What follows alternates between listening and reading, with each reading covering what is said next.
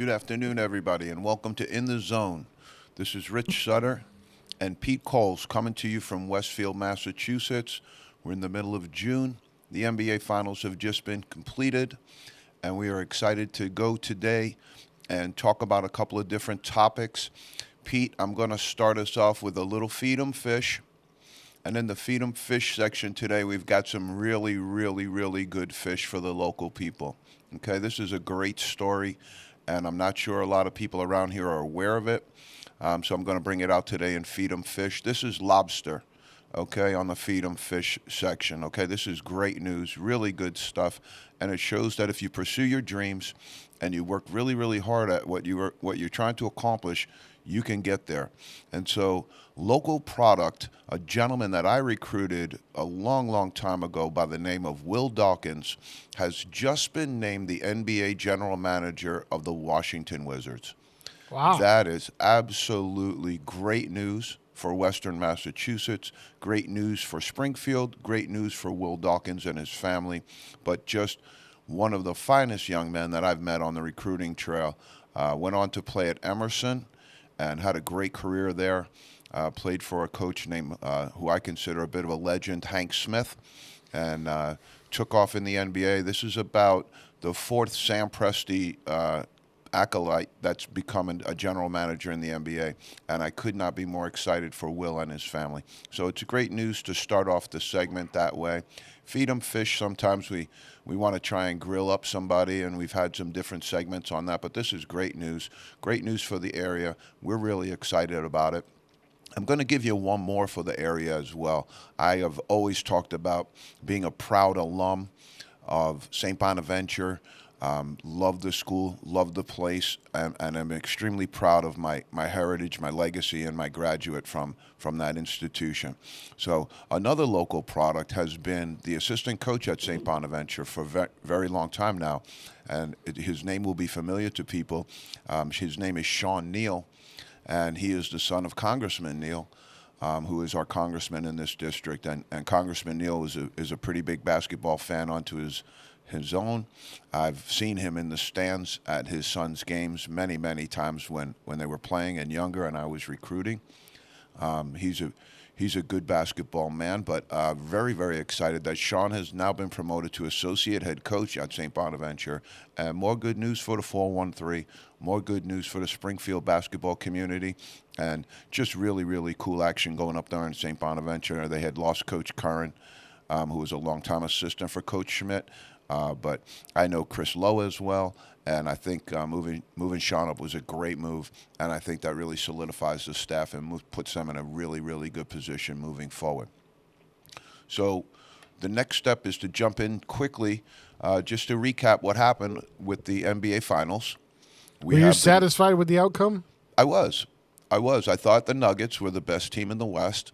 I was very excited to see Michael Malone achieve a dream that's a dream of so many coaches. Hadn't known his dad growing up in New York. So I really, really thought that was a good result because I thought they had the best team. And this is what I mean by that. All along when the East was bouncing along, you saw the Celtics and the Heat, and you saw some of these other teams that the Heat ran up against, and they were basically just two-man operations. Jaylen Brown and Jason Tatum, for the Celtics are just basically a two-man operation. When you got to the Heat were similar, where you had Bam Adebayo and you had Jimmy Butler in a two-man operation. And then they talked about all the role players they had and how they were gamers and really good players. But the problem being is that they had to cover both ends of the floor. And when they ran up against this Denver Nugget team, they ran up against a team that was very, very well constructed by the front office, very, very well coached by their coaching staff, and very, very well executed by their players. I thought Jokic was unstoppable at times. Jamal Murray has blossomed into one of the finest wing players in the NBA. But it was really some of the matchup issues that really occurred where you saw, Duncan Robinson matched up on Aaron Gordon and just couldn't do anything with him. And there were other instances where the depth that the Nuggets had on that team really showed and really, really did a good job for them. I think that would be, I mean, obviously Jokic, obviously Murray. It's a two-man punch, but what they had from that two-man punch on, from what everybody else had from their two-man punch on, was absolutely devastating, and it showed. I thought they were the best team in the West, and I think that it showed a little bit of a disparity. Also, this final showed a little bit of the disparity because I think the Western Conference was much, much more talented than the Eastern Conference was. I think the fact that the Heat made it all the way through kind of belies that fact. The Western Conference was very, very deep, stacked, and I thought the Eastern Conference just wasn't that. And I think the Eastern Conference has some adjusting to do in order to get stronger. And so we'll look into that a little bit down in the future. But we also had some ramifications that occurred in college basketball too, which is, like we say, this is all, it's trickle effect, and it's all connected. And so when you have the young man Hunter Dickinson, who goes from Michigan, has now signed with Kansas, and that kind of tilts the paradigm of next year. Your top 25, who would be your number one, who would be your number two. I think right now it's a bit of a coin flip moving into that.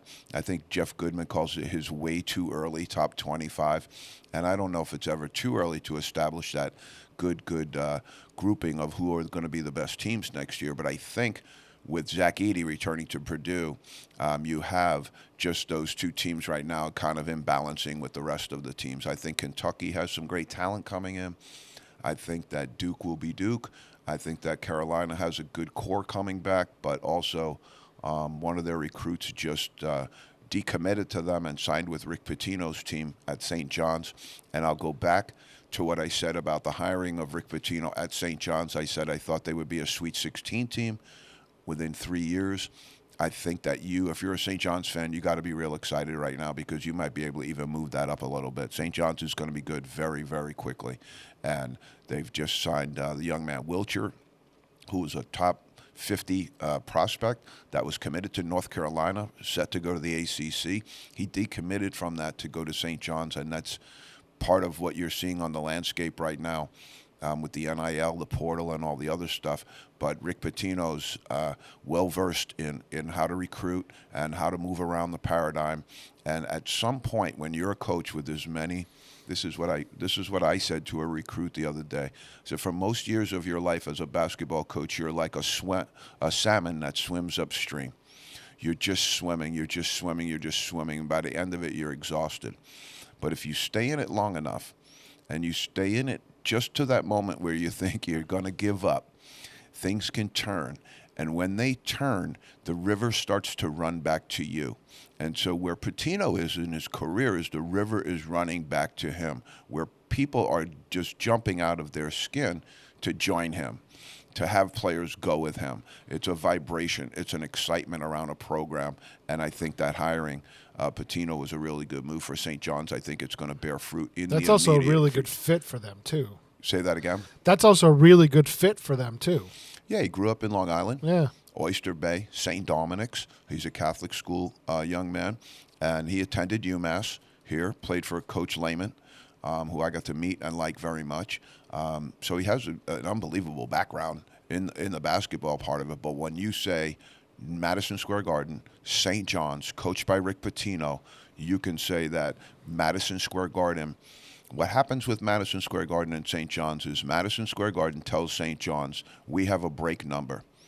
We have to have 10,000 seats filled in order to break even. We have to have 12,005 filled in order to break even. That was part of the hiring. You can be sure that there were some MSG executives that were involved in that hire at St. John's who were whispering, if you get Pitino, we're going to open up the Garden to you nonstop. If you get Pitino, exactly, the coffers are going to start to move in both directions. And so when you had a situation back in the day where St. John's was really struggling, filling the Garden wasn't easy for them.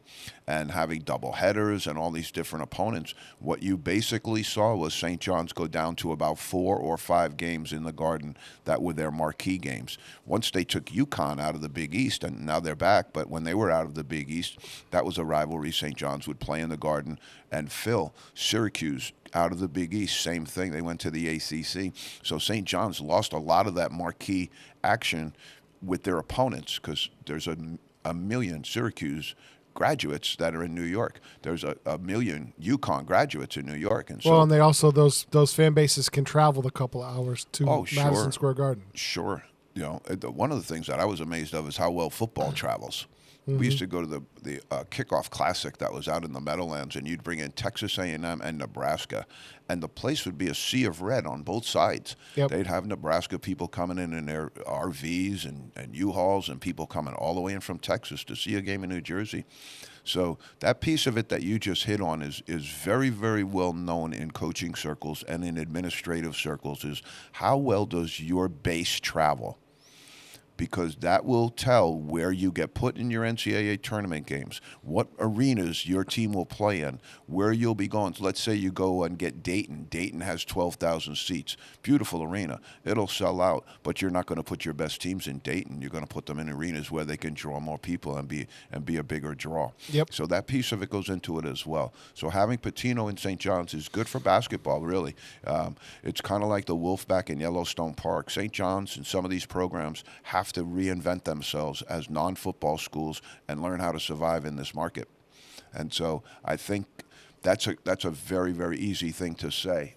I think it's a very, very difficult thing to calibrate, and I think that's where you're seeing a lot of what's happening in the college athletics forum go, where you saw the schools that don't have football are really, really getting lost.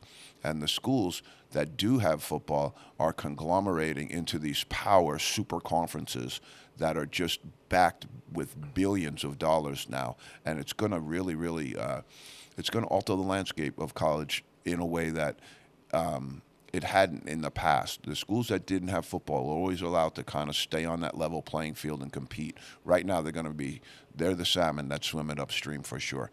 You have the NIL, which will allow that to kind of ameliorate itself, though. If you have a gentleman from Vitawater at St. John's, a billionaire, a multi-millionaire, highly committed to make sure St. John's is a good basketball program, they're going to be good now. It doesn't matter anymore because the NIL probably was snuck in there by a lot of those non-football schools, because now it's an equalizer.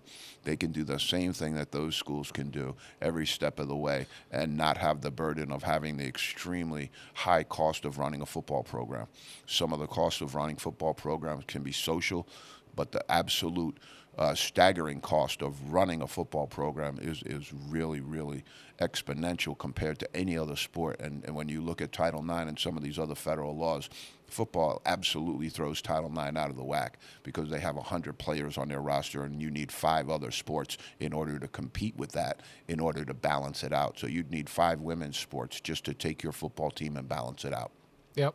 So that's a piece of it where, that they're going to struggle with that. I think they'll struggle moving forward. It'll be interesting to see how long Governor Baker stays with the NCAA, stays committed and a part of everything. But that'll be determined by very, very soon, I think, also possibly by the 2024 presidential election. That's an Excuse interesting me. concept. Yeah, I think that Governor Baker had a great favorability here, and I don't like to get political on this show, but nationally, I think he'd be something to contend with. That's an interesting take, though. Yeah. And in the Republican Party right now, I think that there's room. There's room for a person like him. The problem that Mr. Baker is going to have politically is he comes from Massachusetts and he's a Republican. So, but other than that, I think his favorability as a governor was way, way off the charts. So, Pete, June 25th is a magical day in college basketball. I've had the opportunity to be a part of this at different times of my life, and it really, really is an exciting, exciting day, because what happens there on June 25th, draft day, is you watch families who have struggled their entire life to make this dream a reality. Everybody in the family is in on this dream. And then on that day, when the young man goes up to the stage and puts on the hat of one of these NBA franchises, it's truly, truly rewarding if you've ever been involved with any of that. And I have had the fortune of being involved in some of that. It is unbelievably ecstatic moment when that occurs. And so going into the 25th, I can always remember when our guys went up and put on the hat and the contracts were amazing, and they were set, for in a way that they had never been. And mom got the house and the new cars and all that great stuff was bought. And that's such an exciting, exhilarating part of the NBA draft that stayed with me the entire time. It's one of the things that I like about the draft. But as I alluded to you before on this show, one of the reasons that I wanted to start this show was because I think they make a lot of mistakes when they come to draft day. And I think there's a niche for people who can get in there and do their studying, do their homework, and prepare this thing in a way that some NBA people might sit and start to take notice. We talked about Zach Edey pulling out of the draft, but we had him as the number one. We had him as our number one pick overall. And one of the things this does is because I don't have to make a pick. Let's just say that right now. You're doing it in the abstract, right? Right. I'm not sitting in San Antonio right now saying I'm not going to take Victor Wembanyama. I'm not saying that. What I'm saying is I wouldn't take him first. And that, to be said, is irrelevant because it's known that San Antonio will take Victor Wembanyama first.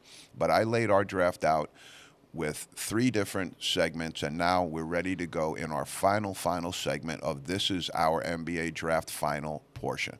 What we did the first time was we just threw out a bunch of different names that were being bandied about on mock drafts and different places, and then we had the chance to go to watch the combines. And then we had a chance to go and we do an RSS calculation on each one of these gentlemen. When we looked back at all 3 of those segments, at all 3 of those experiences, we were able to sit down at the table and write this draft out with zero help at all from any of the resources that I had gone to previously. And so by taking Zach Edey out, it only bumped people up a spot. That's not that complicated to do. But when I went back to it, when I looked at my RSS analysis, I couldn't say that Drew Timm from Gonzaga is going to be a top 10 pick. I just don't believe that. And I don't believe that some of the other picks that they had way up in the draft are going to be drafted that high as well, too.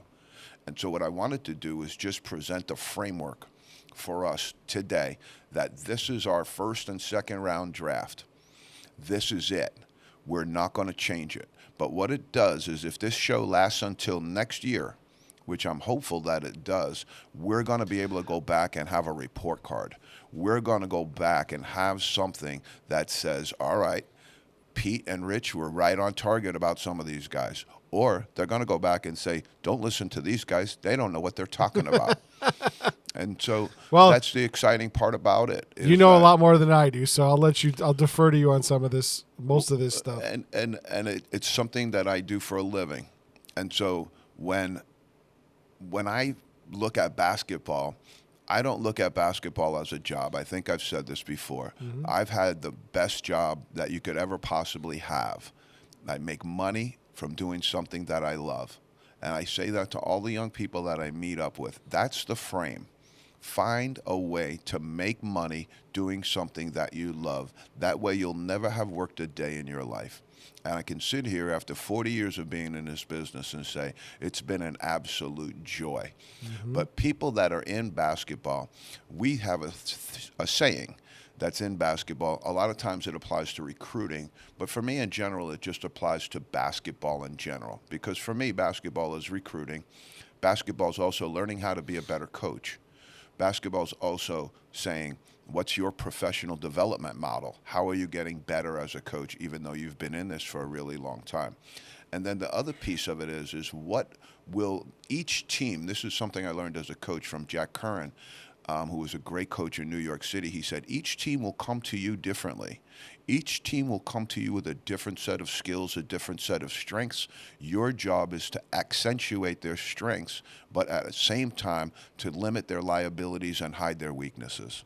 And so each time you walk into a team, you can't walk in with a perceived notion of how you want to coach that team. You have to let that team coach you. You have to let that team grow on you. And so what I do is I walk in completely unadorned with any kind of strategy or anything like that.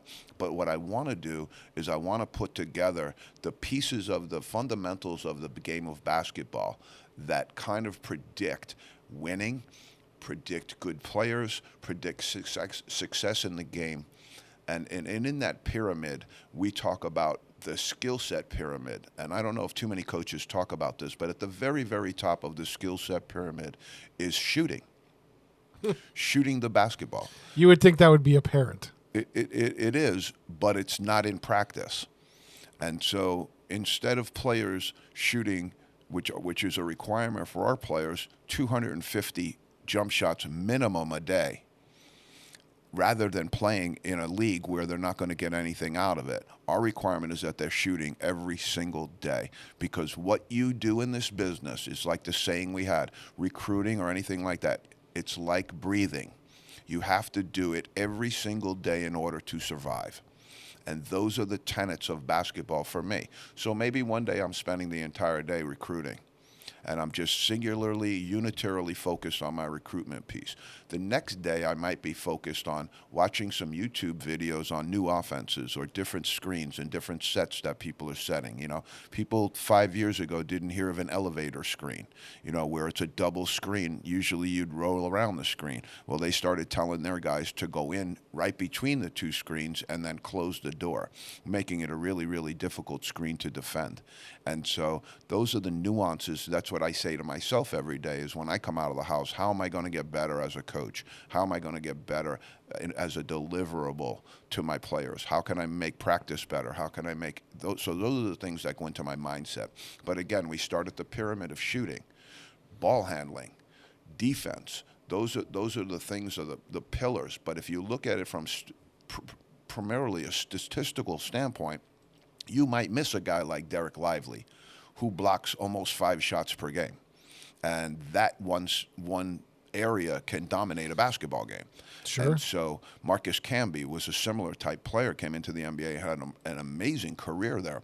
And so when I looked at all of it, when I put it all together, I really wanted to do 2 things. I wanted to trust the numbers, which I did, but as we talked about, the numbers come from all over the place. G League numbers are not the same as NCAA numbers. NCAA numbers aren't the same as overtime elite numbers. And so we did have to go into that a little bit and bell curve that and look at it and say, okay, we really, really need to say it can't just be empirical. It can't just be data driven. Are those because of strength of competitiveness in those different leagues? For sure. Okay. For sure. And what you're looking at is, you know, also the speed of the game that might occur in those leagues. For example, the NBA shoots the ball in a 9 or 10 second frame, which means you're going to get more opportunities. The game is longer. They get more shot opportunities. Hence, you can score more points in an NBA game. Walk into a college game where it's only 40 minutes. Now, I don't know what overtime elite and the G League and all that other stuff do. They might play by quarters. They might do it differently like the NBA does. Mm-hmm. But in the NCAA, it's a little bit more difficult to score. One of the reasons it's more difficult to score is because teams spend a significant amount of time working on defense, working on stopping the other team from scoring.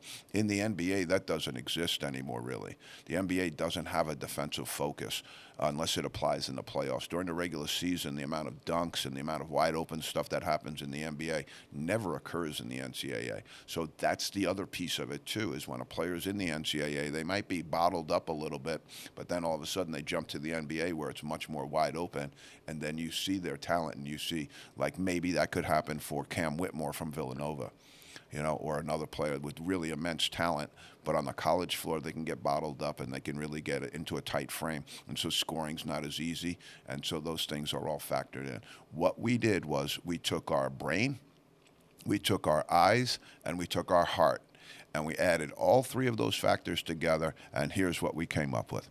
So San Antonio's going to have the first pick. We already know they're going to take Victor Wembanyama, okay? I'm not going to take Victor Wembanyama.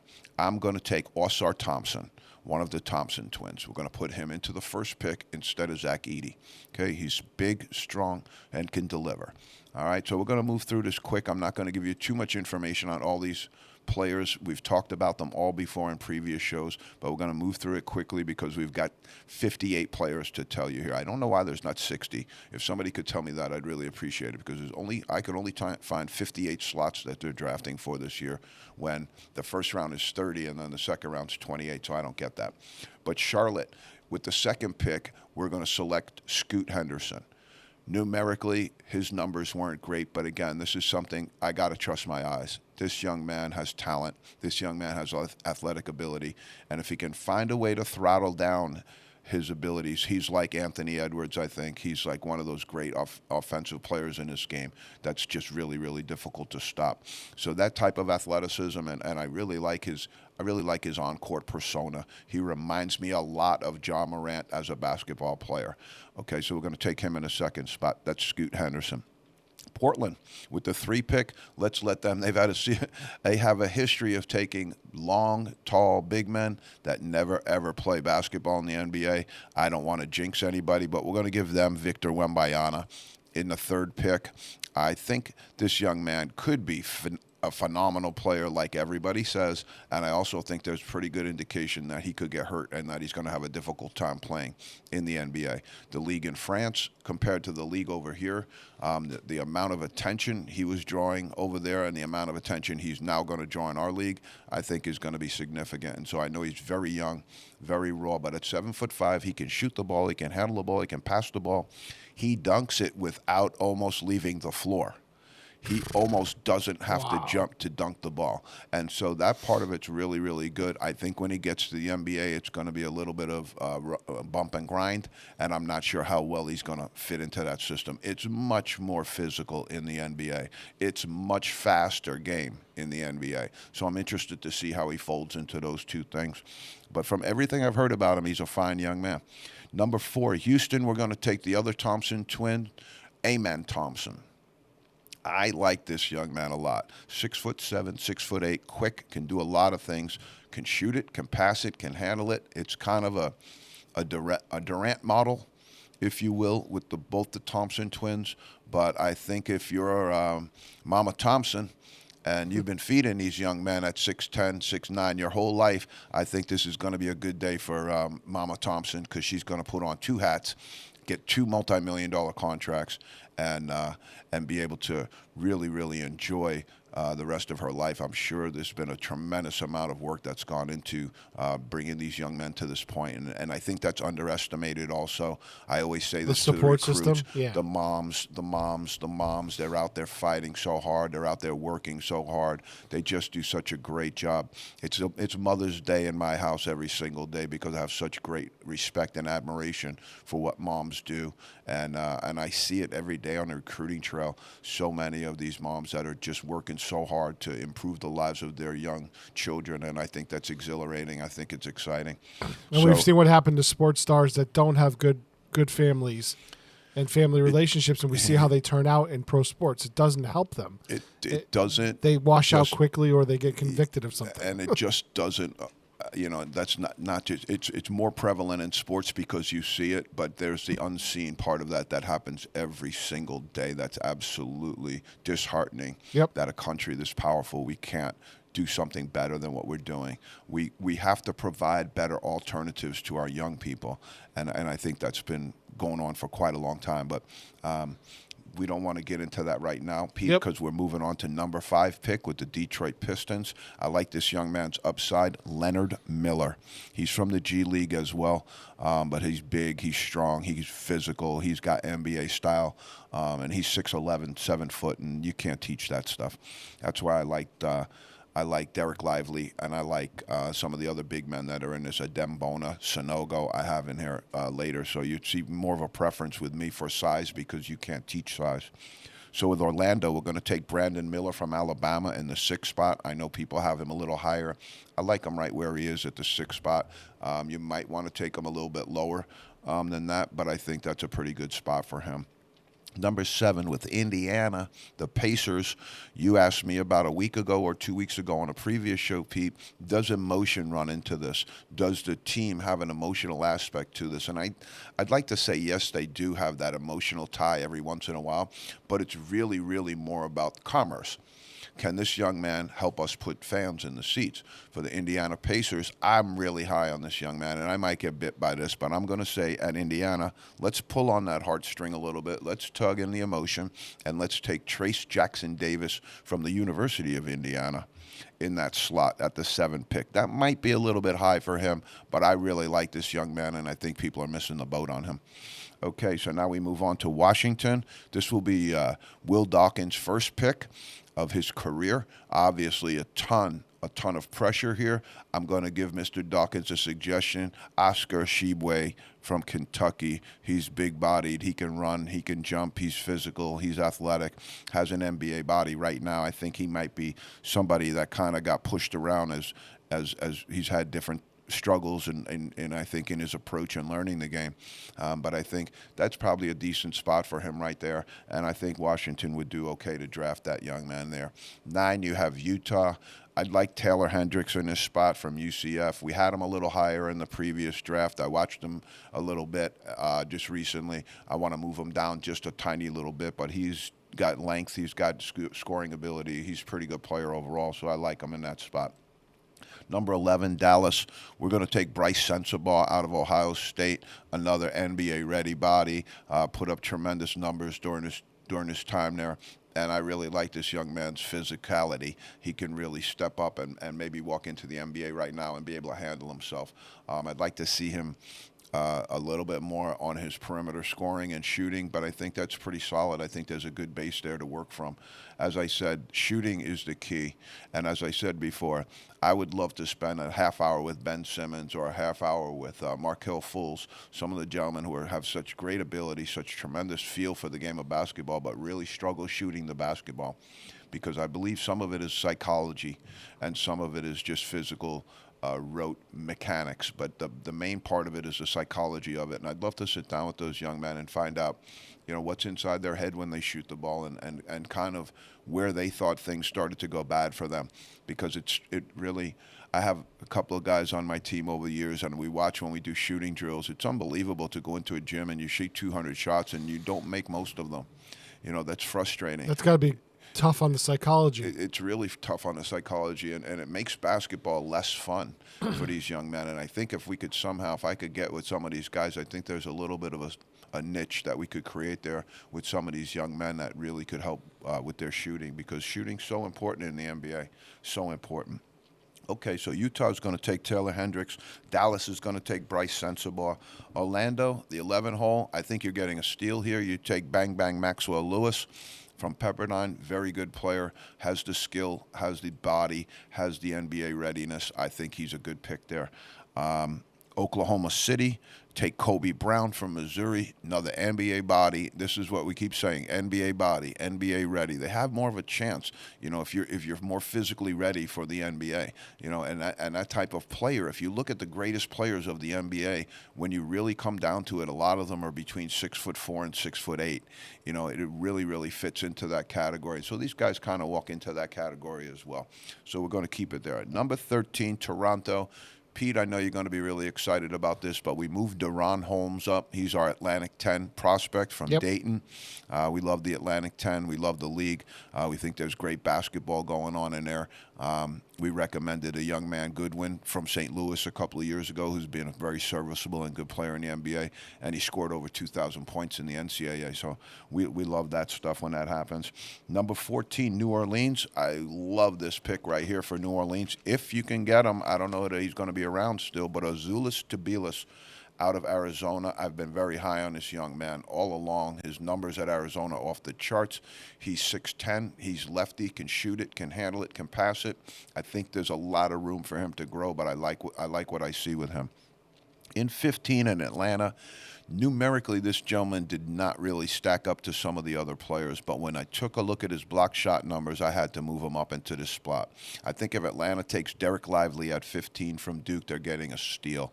I think this young man has an incredible upside in the NBA, and he's very, very lively, as his name says, because he gets off his feet quick, he jumps real well, and I think if he plays with the right set of guards like Trae Young, who is at Atlanta right now, I think that Lively could have a very, very good career there.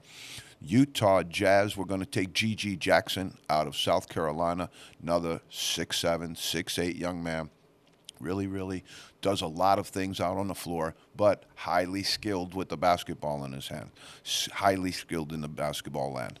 All right, so now we got to move to the first pick for the LA Lakers in the first round. Now you have LeBron James, you have all these other great players on that team. What complements that? And so I looked at that. I think the Lakers need a point guard, but I think they might be able to address that later. But I think they could use some shooting, because if you have good shooters around LeBron James like they had Reeves this year, I think you can keep people off of him, which makes covering him and Anthony Davis that much more difficult. So I'm going to give the Lakers Bart Lundy, who is really, really, Seth Lundy, who really, really stepped up in the combine. He's might be the best shooter in the entire draft right here. So I think that would be a great one because he's got good size. And I thought they might go with Noah Clowney in this pick, but I wanted to tug on heartstrings, and Clowney's from Brooklyn, so I'm going to move him down 2 picks, and I'm going to let the Nets take him.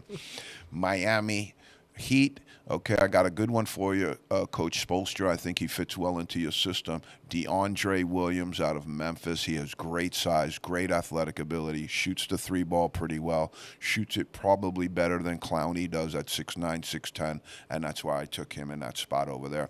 Because now we get to Brooklyn with 21 and 22. We're going to have them take Noah Clowney from Alabama, who's 6'10". He's from Brooklyn. Great story. Great young man. The upside on this young man, I think, is significant. And I think that he'll fit well into what the Brooklyn Nets are going to have to try and do right now, which is to try and rebuild around this non-star system that they have working there, unless they're going to do some off-season trading and some other stuff like that. It's basically a roster that's deplete of any NBA superstars, deplete of any NBA what you would call sub-superstars even, who are that second-round tier of guys that can carry a team and go. I don't really see that the Nets have that guy, but at that with a guard play, I'm going to give them Terquavian Smith out of North Carolina. This young man is what we refer to in the coaching business as a bucket. He can score. When he has the ball in his hands, you have to cover him. He's quick, he's long, he's athletic. The one mark I have on him, the one knock I have on him is he's 165 pounds. And he needs to strengthen. He needs a strength and conditioning program. But his athleticism is there, and he can really, really score the basketball. So I'm going to give the Nets Terquavian Smith in that spot. 23, Portland's going to take Terrence Shannon. Very high on this man, just like Trace Jackson Davis. Been at a couple of schools, done it very well at all those schools, and I really, really like him. Sacramento, with the next pick, Emoni Bates. He started out at Memphis, wound up moving over to Eastern Michigan. He's long. He reminds me a little bit of George Gervin. He's got some room to grow with his game, and he does need to grow with it. He also needs to get into a strength and conditioning program as well, because he's a little on the thin side. But you can't knock his talent. He's got some talent at 6'9", and I really do like him. I don't think there's a lot of NBA people that are real high on him right now because he's a bit of a mixed bag with things, but I like his talent. 25, Memphis. We're going to take this young man who had a great combine, and I'm going to trust my eyes on this one. Tristan Vukcevic is the player from Serbia. I really, really like him. A lot of people don't have him in the first round. I think you're sleeping if you don't have him in the first round. I really, really, Azilis Tubelis and him are very similar players. I like them both, and they're definitely first-round picks. Indiana at 26. Let's take Colby Jones from Xavier. 6'7", 6'8", can really shoot the basketball. Has a pretty good NBA size and readiness in his body. And the one thing I like about Jones is he's really, really good at when he's open, he can really knock that 3 down for a guy his size. But the other thing that I like about Jones is that he can create a little space off the dribble and create his shot off the dribble. And so that's important in the NBA, I think. So with 27, Charlotte's going to take Usman Njai. He's a big man, very capable, very physical, has the upside that the NBA people are looking for. And again, 6'11", you just can't teach that. At Utah with the 28th pick, I like this young man a lot. I don't see him high on a lot of people's draft boards, but I like Jalen Wilson from Kansas. I like players from Kansas. I like what Bill Self does with them while they're there to ready them for the NBA. And I think that you're going to see that with this young man. He's a deadly shooter and a really, really good player. Has good size, 6'7", 6'8", so I like that in that realm. And he's really, really a dead-eye shooter. 29th, Indiana. We're going to take Chris Murray. His brother Keegan Murray's already in the pros. Chris Murray shoots it better than Keegan does. Probably not as physical, not as strong, but I like him in the late first round. Clippers, if you can get Keontae George on the 30 pick, I think you're getting a steal. I really, really like this young man. He's got a great NCAA resume. Probably the best lead guard in there. Because of his size and his shooting ability. He's got some good components there, and I like him better than some of the other players that have been talked about before him. But him and Marcus Sasser are two guards that I like going into the NBA because I think they're most ready. 31, Detroit Pistons. I have Cam Whitmore in the second round. I'm sorry, Villanova people. Probably had I looked at it further, I probably would have moved him up into the first round with some of the other players up there. But I'm just not as sold on him as everybody else is. I think his athletic ability and his body are certainly NBA ready. But he was a guy that seemed to get bottled up at times in NCAA games as a freshman. And I think if he wasn't listed in these mock drafts as high as he was, he'd be a guy that probably would have been beneficial to return to college and come back for another year. But I didn't have him in the first round. I don't have Grady Dick in the first round either. I know all the Kansas people are going to be mad at me for that. I just don't see him being NBA ready for that. And that usually tells. I said the same thing about Holmgren last year. Nobody listened, and they took him second, and he didn't play a game this year. So Is that somebody that should go back to school for one more year? I'd like to see Whitmore go back to school Okay. for sure. I'd like to see Grady Dick go back to school. I'd like to see a number of these young men go back to school, but the thing is sealed now. They can't go back. Right, So they they're can't in go now. back anymore. Yeah. So Indiana's up next. We're going to have them take Jamie Jaquez out of UCLA. He could be a late first rounder, late second rounder. His numbers are good. His size is good. He's tough. He'll bang. He'll hang around, and he's got good feel for basketball. So I think as a guy on your team, he's a pretty productive guy. He's gonna show up in a lot of different categories. So I like him there. San Antonio, Mohamed Gaye. He's a 6'11". Washington State. I saw him play against George Washington earlier in the year. He's an upside guy. He's going to have to take some work and to grow into his physicality. But again, 6'11", and he's long. He can really change some shots and do some stuff around the basket. Right now, I see him as more of a shot blocker, rebounder. Not going to be an offensive threat in the NBA. That's why I have him in the second round. UConn fans, 34th, we have Charlotte. We're going to take Jordan Hawkins there. I know everybody else has him a lot higher. Everybody else has him way, way up there. But I'm going to put him right there in the 34 spot. I like him, but I don't think his body's ready for the NBA. I think he's an elite shooter. Had a great year with UConn. But again, another young man. I would love to see him go back and duplicate that effort, because then I would have solidified him much higher in the draft. I would have solidified him probably in the top 20 picks. So now we go into Boston. What does Boston need, Pete? What do you think they need? Celtics? The Celtics. This is their first pick. Besides a And it doesn't coach? come till the second round. I'm going to try a little ginger ale. Besides a coach, what do they need? I think they need to shore up beyond their first two players because they need some help. I agree. And I think point guard is an area where they really struggled this year. Marcus Smart is not a point guard. Mm-hmm. I'm going to say this also. Marcus Smart is not the guy you want taking your last second shot. Not when you have Jason Tatum, not when you have Jaylen Brown, not when you have some of the other players on that team as well. Derek White's a much better open shooter than Smart is. I guess sometimes the play breaks down and you wind up with, but his reluctance to call timeout at key points of that game and his management of the game at the end of the clock management at the end of the game, I don't know, That's a learning curve, and I don't know if you want to have an NBA playoff team that's ready with a coach with a learning curve like that. I like Joe Mazzulla's press conferences, though, because he was really great in delivering his message, in delivering what he thought was going on, and I thought he was terrific like that. I just think the Celtics put him in a bad spot because they were in a bad spot. But we're going to take Marquise Novell for them. Kansas State led them all the way up in that run. He's a New York City guard, a little bit small, so people are going to knock him for that. But I think they need a point guard on this team. I think they need somebody who can run the point and get it going.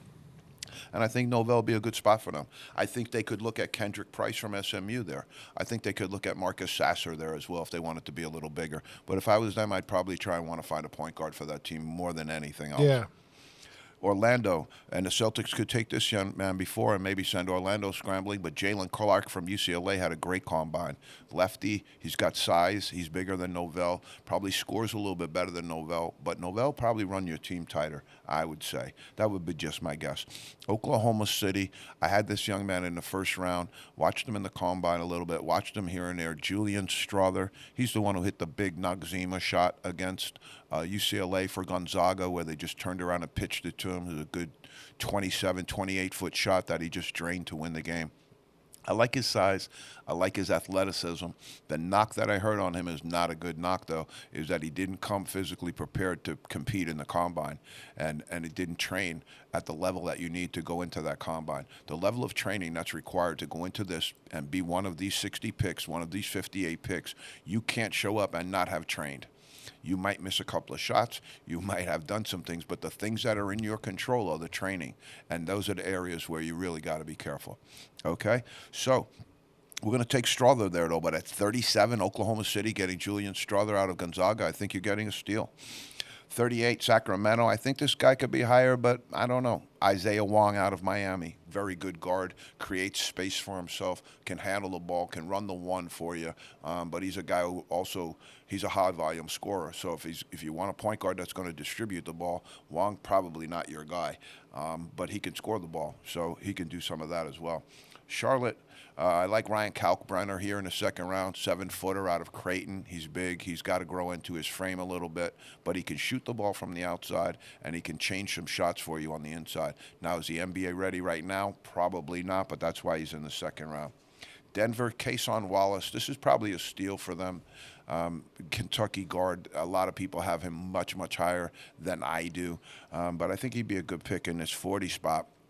And if you're Denver, coming off a championship, you look at Denver and say, what do they need? And you say, probably nothing, because they have such great depth. But I would say maybe another lead guard on that team might not hurt. But the thing is with Jokic, he can play 1 through 5.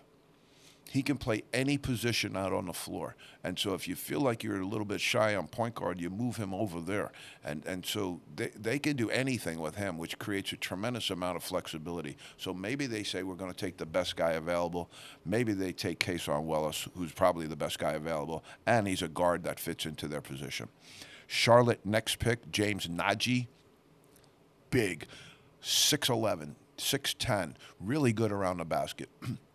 Not as skilled as you'd like to see, but he's going to be in the second round. What you're looking for in the second round is not a guy who's going to be your everyday guy. What you're looking for is somebody who can substitute, can rebound, block some shots, and do some things off the bench for you. But right now, you're not going to run into a situation where late in the second round, unless you find somebody like the Joker, who was a 40-something pick, you're going to have to really work at that. And so I would take Najee there. Washington, again, Will Dawkins, you're on the clock. I think Anthony Black might slip there from Arkansas, and he might not be a bad pick for you.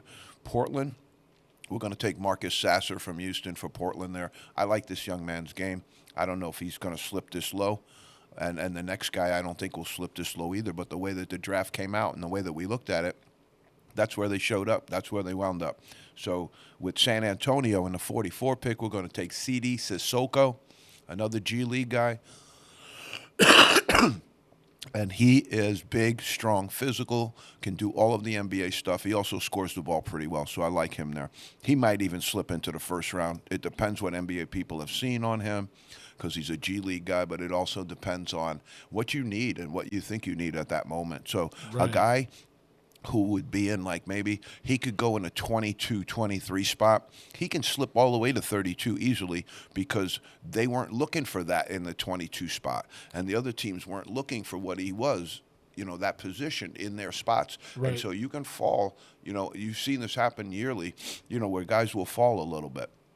So Memphis, again, we're going to take a little heartstring pick here. Kendrick Davis, I think, is one of the best lead guards in the draft. Very much like Novell, you're going to have to question his size and his ability to physically play in the NBA, but I think out on the floor, he's terrific. Really sets people up, really runs the team well. If you're looking for that type of point guard who can run your team and not be a scoring first point guard, I think Kendrick Davis is your guy from SMU. and also he started out at SMU and finished at Memphis. So I really like the level he played at, and I like the fact that he's tough. He goes to the basket strong. He can handle, and he gave Memphis some really good moments there this year. In Atlanta, with the 46th pick, we're going to go ahead and pick Grady Dick right there because he's in the draft. He's definitely one of the better players, but I just don't think I see him playing in Europe for a really, really long time. I just don't know how he fits into the NBA. But I will say this: he might be the best one of the top three shooters in the entire draft. Lundy, Grady Dick, those guys they have size and they can really, really shoot the ball. So you can't ever discount that. But his athleticism is good. I just don't like his physicality. He's just LA a pure Lakers, shooter then? Say that again? Just a pure shooter? He's a shooter. He's Okay. a shooter. Now, he'll take it to the basket every once in a while and dunk it and do some different stuff if the floor is open. But again, is he going to make it through an NBA season without getting hurt? That's what Right. It's not that I dislike these gentlemen in any way. I just know how rough it is to play 82 games getting knocked around by guys that size. Yep. I can remember one of my first college practices where I ran into, a guy who was 6'8", 6'9", and it was the first time, like in practice, you run into a guy like that. You're like, my God, and then every day you're getting hit by that guy. It's different. It's just different. Okay, so the Lakers are going to trade Drew Tim from Gonzaga. We had him a little bit higher in our pick, but in the reality of things, I can't see him being much higher than a second-round pick. The Clippers are going to take Jalen Hood-Schifino out of Indiana. He's listed some places higher than Trace Jackson Davis, and I think that's on his potential, on what he could be. I just don't see that right now, and I think he has a comfortable second-round pick. I think what happens sometimes is they'll hype players, and I think this is one of the gentlemen that's getting hyped a little bit, and I like to avoid that in my analysis. But, somebody's going to take him in the first or second round. Cleveland, I like Adem Bona for Cleveland in this pick. Adem Bona is from UCLA, 6'11". Again, like I say, he's going to be a rebounder. He's going to be a shot blocker for you in his early part of his career. He's not Kareem Abdul-Jabbar with a sky hook who's going to score 26 points a game for you. But that's the way the NBA is shifting and changing. So I think in that model of the shift and change, he fits well into that. He'll block some shots. He'll rebound. He'll do some different stuff for you. So I like Adem Bona there. Could be even a little higher. 50, Oklahoma City. You look down at your picks and you go, oh, my God, we're at 50, and I haven't put this man on the board yet. Julian Phillips out of Tennessee. A lot of people have him higher. A lot of people have him really, really high in that first round. I just don't. But, again, I don't know that he's in the 50 hole either. Brooklyn, Nikola Jurisic. I think Brooklyn would do well to draft this young man with his European background.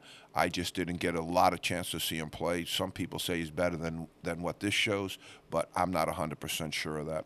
Phoenix, I like Ricky Council in that spot. He's one of the Arkansas guards that's very, very highly rated because they had such a successful season, but I'm just not that high on him right now as a high NBA first-round pick, but I think he'd be a good quality value guy in the second round for sure. This gentleman, Minnesota, from USC, I really like him. And he's got an NBA game because he can put the ball in the basket. He's got a good, strong body, and he can do some different things with the basketball. I like Boogie Ellis in this spot for Minnesota, and anybody named Boogie is going to be somebody that I really want to get around because that's a basketball name for sure. If your parents named you Boogie, they were hoping there was a basketball in that crib somewhere for sure. You can be sure of that. Sacramento, again, I was higher on this gentleman, then I kind of went down and back and forth and all around, and that happens sometimes with draft. But then I looked down and I said, we're in the 50s, and I haven't put Andre Jackson on the board, and I don't want the Husky faithful riding up to Westfield in their snow sleds coming after me because I didn't say Andre Jackson in the second round. I think he could probably go a little higher than that too, but his lack of ability to score the ball is something that scares me. Is he going to be a 6'8" passing forward in the NBA? I'm sure the NBA players would love that because they love guys that pass the ball, but I just don't see it there with him right now. Indiana, they have this gentleman much higher from Santa Clara. I was a little surprised that I included him in the draft at all. He's kind of like Grady Dick player to me.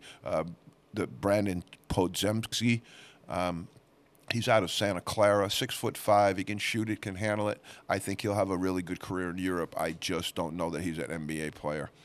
He's a good player though. Memphis, I would take this gentleman, without hesitation, if you're looking for a big man that you want to have a project and develop and work on, Umar Ballo from Arizona is 7 foot, can do a lot of different things, and Arizona has just some great players. And so when you have Tubelis and you have him on the draft board, you know, you look at DeAndre Ayton and some of the other players that have been at Arizona recently, they have some great people in the NBA.